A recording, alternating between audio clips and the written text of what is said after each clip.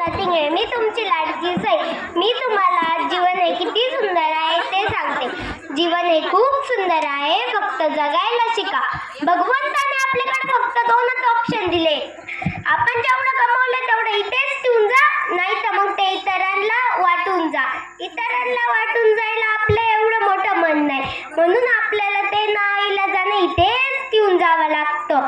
जर भगवंताने आपल्याकडे थोडं तरी वर न्यायचं ऑप्शन आहे का?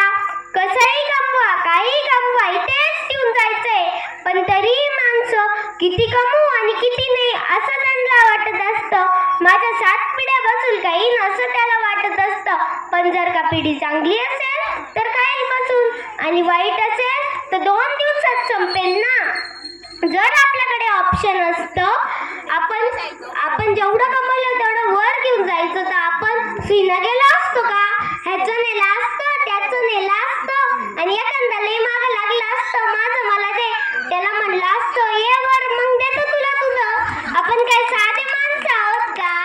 देवाने आपल्याला 2 हात याच्यासाठी दिले, एक घ्यायला तर दुसरा द्यायला.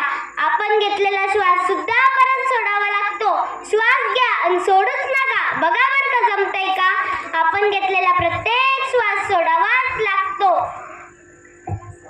कमवलेली सगळ्या गोष्टी इथेच ठेवून जावं लागतं. पण तरी एकही गोष्ट वर नेता येत नाही. असं नाही की मग कमवूच नका, कमवा. पण तुकोबरायांचं एक सुंदर विधान आहे, जोडून या धन सारे उत्तम व्यवहार. जोडून या धन सारे उत्तम व्यवहार. आपला व्यवहार उत्तम असला पाहिजे, आपला व्यवहार उत्तम असला पाहिजे. माझी आजी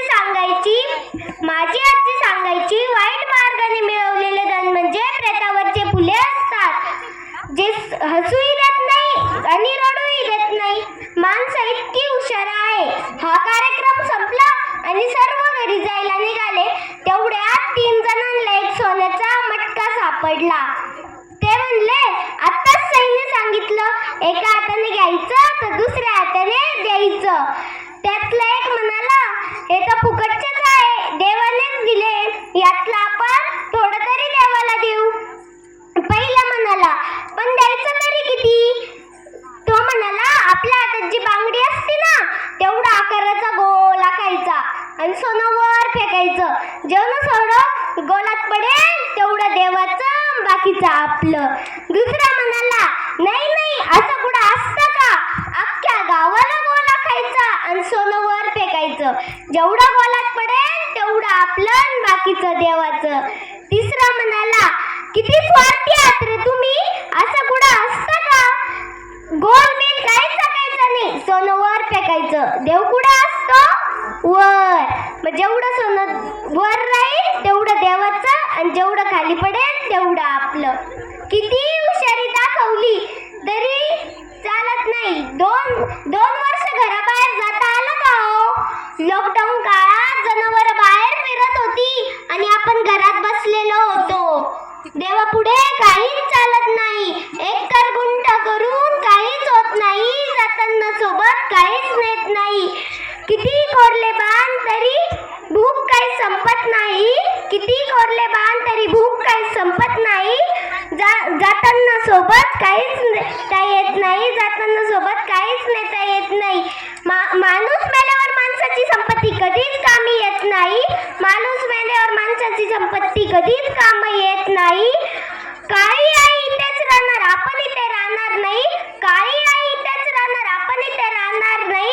मेल्यावर 7 बाऱ्यावर नाव सुद्धा राहणार नाही. मेल्यावर 7 बाऱ्यावर नाव सुद्धा राहणार नाही. नशिबात आहे त्यापेक्षा कमी अधिक मिळणार नाही. आणि ज्याच्या नशिबात खूप आहे ना, त्याला सुईनं अन्न गिळत नाही. ज्याच्या नशिबात खूप आहे ना, त्याला सुईनं अन्न गिळत नाही. म्हणून म्हणतात, माणसा जपून राहा, आयुष्य पुन्हा पुन्हा मिळत नाही. आयुष्य पुन्हा पुन्हा मिळत नाही. धन्यवाद. खूपच सुंदर सई. एवढ्याशा लहान मुलीने आयुष्याबद्दल ज्या काही गोष्टी सांगितल्या आपल्या सर्वांना अतिशय मनाला त्या झळकल्या असतील. धन्यवाद सई. त्यानंतर मी